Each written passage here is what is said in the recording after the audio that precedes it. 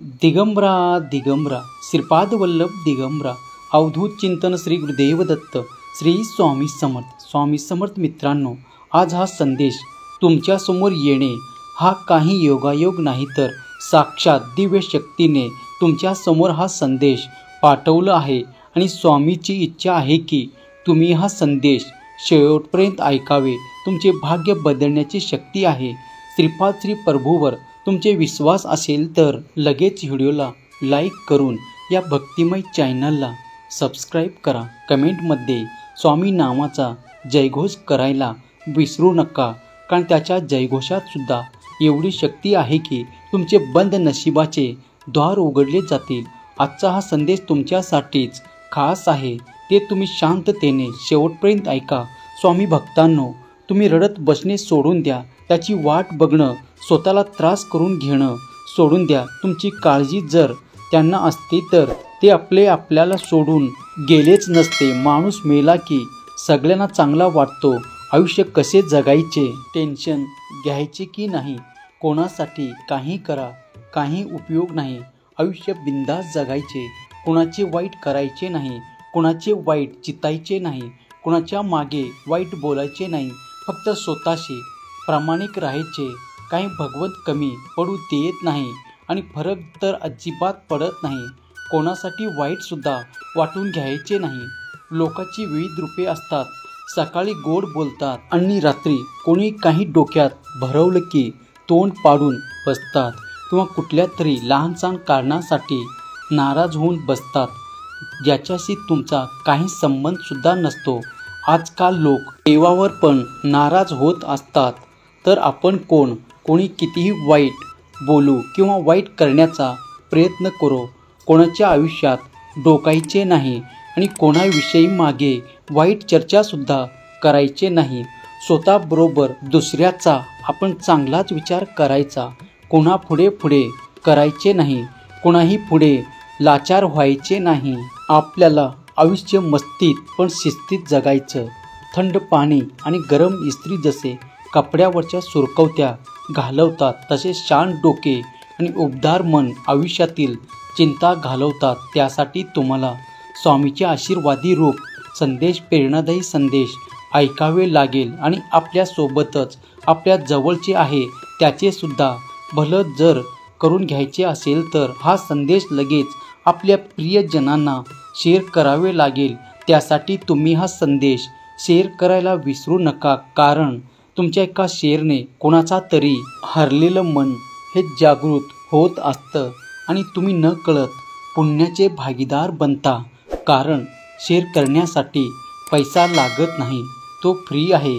बाळा, प्रत्येक वेळी डोळ्यामध्ये अश्रू आणू नकोस आणि मनातील प्रत्येक गोष्ट तू लोकांना सांगू नकोस, कारण ते लोक हातामध्ये मलम नाही तर मीठ घेऊन फिरतात. म्हणून प्रत्येक जखम तू लोकांना दाखवत बसू नकोस, तुला त्रासच होईल. लोकांना हे तर समजते की हा कसा आहे, तो कसा आहे, पण हे लोक विसरून जातात की ते स्वतः कसे आहेत, स्वतःमध्ये काय बदल करायचे आहे. त्यामुळे जो माणूस रडता रडता रागामध्ये सगळं बोलून टाकतो तो खरा असतो आणि त्याचे बोलणेही खरे असते.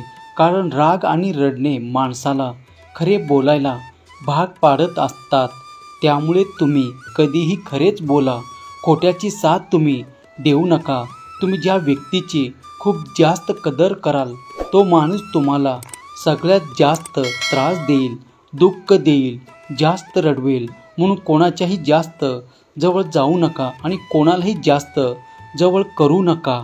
जर तुम्हाला जवळ जायचे असेल आणि जवळीकता जर तुम्हाला साधायचे असेल तर ते भगवंताशी, कारण भगवंत असा एक आहे जो आपल्याला कधीही एकटा सोडत नाही आणि दुःखी कष्टी तो पाहू शकत नाही.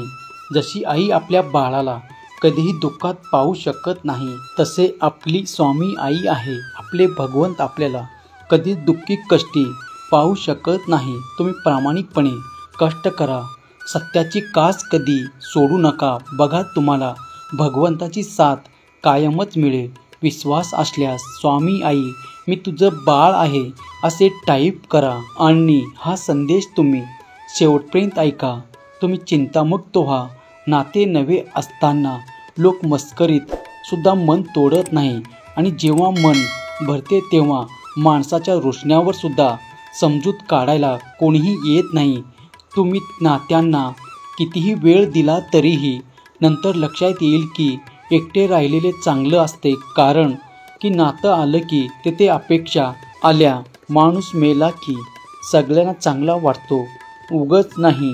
त्याच्या मृत्यूनंतर एवढी गर्दी होते, पण जिवंत असताना त्याच्या दुःख यातना त्यालाच माहीत असतात. ज्या दिवशी तुम्हाला कोणत्याही गोष्टीचा फरक पडणे बंद होईल त्या दिवशी तुमच्या वागण्याचा सगळ्यांनाच फरक पडू द्या, पण आपला फायदा कोणी घेता कामा नये. इतके समजूतदार बना की कोणाच्याही चुकीला लगेच माफ करा, पण इतकेही मूर्ख बनू नका.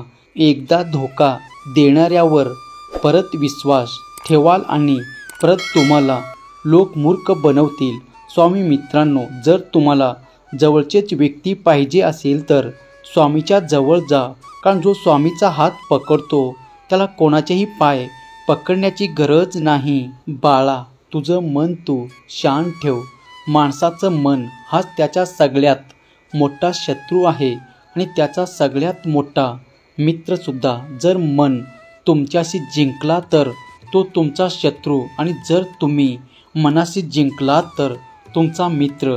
एक उडत असलेल्या फुग्यावर खूप छान लिहिलेलं होते, जो बाहेर आहे तो नाही, परंतु जो आत आहे तोच तुम्हाला वर घेऊन जाणार आहे. मग तुमच्या आत काय आहे, लिहिता की अहंकार, हे तुम्ही ठरवा. जर कोणी तुम्हाला दुर्लक्ष करत असेल तर वाईट मानू नका, कारण लोक आपल्या ऐपतीच्या बाहेर असलेल्या वस्तूकडे दुर्लक्ष करीत असतात. जीवनात कधीही कुणाशीही आपली तुलना करू नका. तुम्ही जसे आहात तसे सर्वश्रेष्ठ, सर्व गुण संपन्न आहात. देवाची प्रत्येक रचना सर्वोत्तम आहे. स्वतःला कोणाशी कमी समजणे देवाच्या रचनेचा अपमान आहे. म्हणून तुम्ही स्वतःवरती विश्वास ठेवा आणि देवावरती विश्वास ठेवा. प्रत्येक माणसात काहीतरी विशेष नक्कीच आहे, पण लोक याला दुसऱ्यासारखे बनवण्यात वाया घालवत असतात. बाळा, मग इतके बना की लोक तुला विसरू शकणार नाही, आणि स्वस्त इतके बनू नको की लोक तुला नाचवत राहतील. जर काही लोकांना तू आवडत नाही, काळजी करण्याची आवश्यकता नाही. त्यामुळे तू माझ्यावरती विश्वास ठेव. तुझे सत्कर्म तू करत राहा, कारण मी तुझ्या पाठीशी आहे. बाळा, तुला मी कधीही एकटं सोडणार नाही, कारण तू माझा लाडका भक्त आहेस. स्वामी भक्त हो. आजचा हा स्वामी संदेश तुमच्यासाठी अशा पद्धतीचा होता. तुम्हाला कसा वाटला आजचा हा स्वामी संदेश हे कमेंट करून नक्की सांगा, आणि असेच नवनवीन स्वामी संदेश जाणून घेण्यासाठी आपल्या भक्तिमय चॅनलला सबस्क्राईब करा. आणि पुन्हा भेटूया नवीन स्वामी संदेश घेऊन. तोपर्यंत स्वस्त राहा, मस्त राहा आणि आपले स्वामी संदेश ऐकत राहा. श्री स्वामी समर्थ. जय जय स्वामी समर्थ. धन्यवाद.